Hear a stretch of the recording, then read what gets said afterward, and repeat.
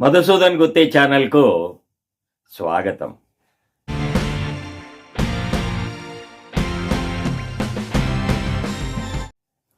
అవినీతి అనకొండలు. Power corrupts, absolute power corrupts absolutely.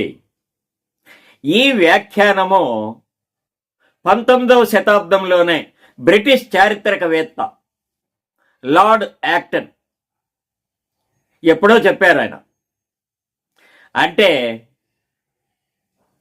అధికారము అవినీతి చేస్తుంది, అపరిమితమైన అధికారము అవినీతి అపరిమితంగానే ఉంటుంది. అంటే ఇక్కడ అవినీతి వారి వారి స్థాయిని బట్టి కొంతమందికి వేలల్లో ఉంటుంది, కొంతమందికి లక్షల్లో ఉంటుంది, కొంతమందికి కోట్లల్లో అవినీతి జరుగుతూ ఉంటుంది. అందుకే దేశంలో అవినీతి కొండలా పెరిగిపోతుంది. పాతకాలంలో ఎవరైనా తప్పు చేస్తే, అవినీతి చేసి దొరికిపోతే ఎంతో అపరాధ భావంతో ఉండేవారు. 10 మందిలో పరువు పోయిందే అని మదన పడేవారు. బంధువులతో కూడా కలిసేవారు కాదు. బంధువుల ఇంట్లో ఏదైనా శుభకార్యాలు జరిగినా మొహం చాటేసేవారు. అంతగా పరువు పోయింది అని మదన పడేవారు, బాధపడేవారు. కానీ ఇప్పుడు లంచావతారులకు, అవినీతి చేసే అధికారులకు అలాంటి మొహమాటాలు ఏమీ లేవు. మానం, మర్యాద, సిగ్గు, ఎగ్గు ఏమీ లేకుండా అవినీతి రిచ్చులో కూరుకుపోతున్నారు, లంచాల బురదలో దొర్లుతున్నారు. పంది బురద మెచ్చును కానీ పన్నీరు మెచ్చును అని మనకు ఒక సామెత కూడా ఉంది. అందుకే ఎన్నిసార్లు ఏసీబీ దాడుల్లో దొరికిపోయినా మళ్ళీ మళ్ళీ ఆ బురదలోనే పొర్లుతూ ఉంటారు. లక్షలు, కోట్ల రూపాయలు పెట్టుబడులు పెట్టిన పారిశ్రామికవేత్తలు కానీ, వ్యాపారస్తులు కానీ ఆ వ్యాపారాలలో లక్షలు సంపాదించడమే గగనమైపోయింది. ఇక నిజాయితీగా వ్యాపారం చేసే వ్యాపారస్తులకైతే ఆ మాత్రం సంపాదన కూడా లభించడం లేదు. కానీ ప్రభుత్వంలో ఒక చిన్న స్థాయి అధికారిగా వెలగబెడితే చాలు, కోట్ల రూపాయలు వెనకేసుకోవచ్చు. Commercial plots, farm houses, villas, విదేశీ కార్లు, ఇలా అన్నీ వైభోగాలే. ఏసీబీ దాడులలో కట్టల కట్టల డబ్బులు దొరుకుతున్నాయి. ఈ అవినీతి ఎంతగా విస్తరించిపోయింది అంటే మన వ్యవస్థలో భాగమైపోయింది. ప్రజలతో అవినాభావ సంబంధము ఏర్పడింది. ఈ సంబంధం ఎంతలా అంటే ఒకానొక దశలో అప్పటి ప్రధానమంత్రి శ్రీమతి ఇందిరాగాంధీ గారు మన దేశంలో అవినీతి సర్వాంతర్యామి, లంచాలు ప్రజా జీవితంతో ప్రజలతో పెనవేసుకుపోయాయి, వీటిని విడదీయలేము అని ఈ లంచాలను చట్టబద్ధము చేస్తే ఎలా ఉంటుంది అని ఒక ఆలోచన కూడా చేశారు అప్పటి ప్రధానమంత్రి శ్రీమతి ఇందిరాగాంధీ గారు. ఇక పెళ్లి సంబంధాల్లో కూడా మనం చూసాం.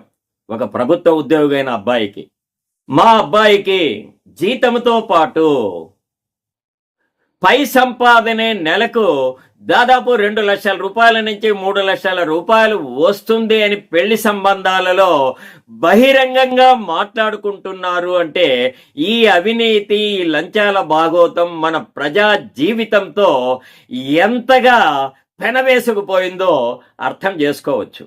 ఈ అవినీతి ఎంతగా మన వ్యవస్థలో భాగమైపోయిందో, వేళ్ళు అనుకుందో. అవినీతి అధికారులపై ప్రభుత్వ పెద్దలు కూడా అవ్యాజమైన ప్రేమను కురిపిస్తున్నారు. అందుకే ఏళ్లు గడుస్తున్నా ఏసీబీ కేసులు, సిబిఐ కేసులు వివిధ కోర్టులలో సంవత్సరాల తరబడి పెండింగ్లో ఉన్నాయి.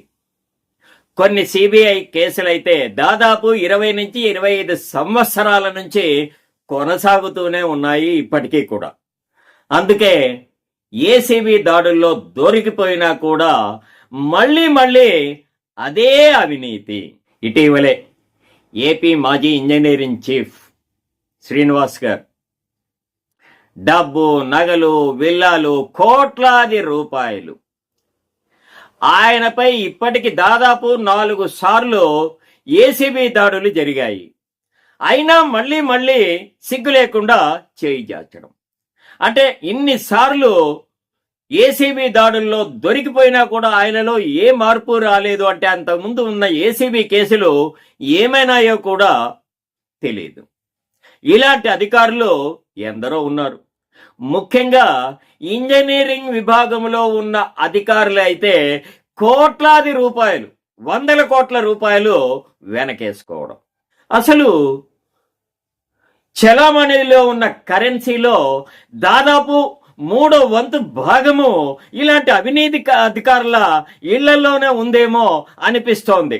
ఒక రకంగా మనం ఆర్థిక పరిస్థితిని గమనిస్తే ఇంత అనాసక్తత ఉంది కాబట్టే ఇలాంటి అధికారులు మళ్ళీ మళ్ళీ దొరికిపోవడం, దొరికిపోయినా మళ్ళీ మళ్ళీ అదే తప్పే చేయడం. ఇంకొక విస్తుగొలిపే అంశము ఏమి అంటే న్యాయ వ్యవస్థకు కూడా ఈ అవినీతి కలుపు అంటుకోవడం. దీనికి ఉదాహరణ ఆ మధ్యన హైకోర్టు న్యాయమూర్తి యశ్వంత్ వర్మ గారి ఇంట్లో నోట్ల కట్టలు దొరికిపోవడము, కాలిపోవడము. అంటే కడిగిన ముత్యంలా ఉండవలసిన న్యాయ వ్యవస్థకు కూడా ఈ అవినీతి మకిలి అంటుకోవడం. ఇది ఎంతో బాధాకరమైన అంశము. ఇంకా ఆందోళన కలిగించే అంశం ఏమి అంటే ఈ అవినీతి కంపు డిఫెన్స్ రంగాన్ని కూడా వదిలిపెట్టకపోవడం. ఇది మన దేశ భద్రతకే సంబంధించిన విషయం, ఆందోళన కలిగించే అంశం. గత 4-5 రోజుల క్రితము అనుకుంటాను, ఒక డిఫెన్స్ ఆఫీసరు లంచము తీసుకుంటూ సిబిఐ అధికారులకు దొరికిపోవడం.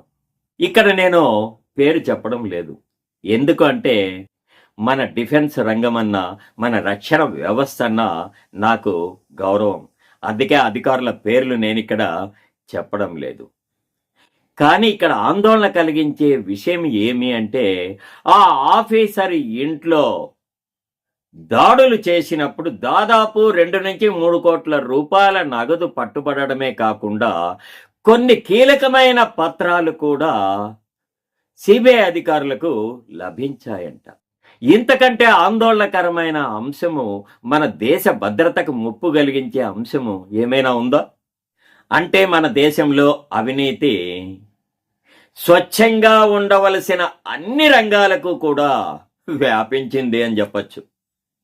ఇదే చైనాలో అయితే ఇలాంటి అవినీతి అధికారులకు, అవినీతి నేతలకు మరణశిక్షలు కూడా విధిస్తారు. అవినీతి ఆరోపణలు ఎదుర్కొన్న సైన్యంలో పనిచేస్తున్న ఒక అత్యున్నత ఆర్మీ అధికారిని విధుల నుంచి తొలగించింది అక్కడి చైనా ప్రభుత్వం. మరి మన దేశంలో వేల సంఖ్యలో ఉన్న ఏసీబీ కేసులు కానీ సిబిఐ కేసులు కానీ వాటి అతిగతి తెలియదు. కోట్ల రూపాయలు ఏసీబీ దాడుల్లో దొరికినప్పుడు ఆ రోజున పత్రికలలో పతాక శీర్షికన ఆ వార్తలు పేపర్లలో వస్తాయి. తరువాత ఆ కేసులు ఏమైనాయో వాటి ఆచూకీ కూడా తెలియదు. అంటే దీనికి కారణము ప్రభుత్వంలో ఉన్న పెద్దల యొక్క అండదండలు ఇలాంటి అవినీతి అధికారులకు లభించడమే. అందుకే ఏసీబీకి కానీ సిబిఐకి కానీ వారి దాడులలో దొరికిన అవినీతి అధికారుల యొక్క కేసుల పురోగతిని ఎప్పటికప్పుడు ప్రజలకు తెలియజేయాలి.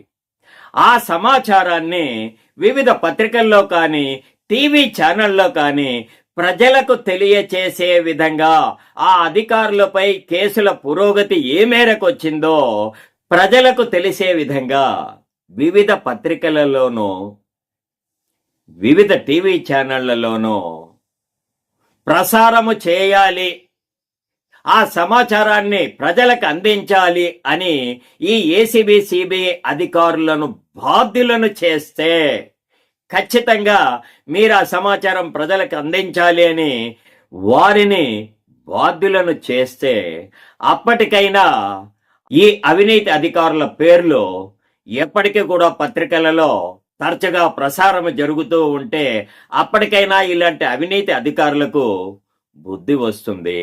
అవినీతి కూడా కొంత మేర అరికట్టేదానికి అవకాశం ఉంటుంది.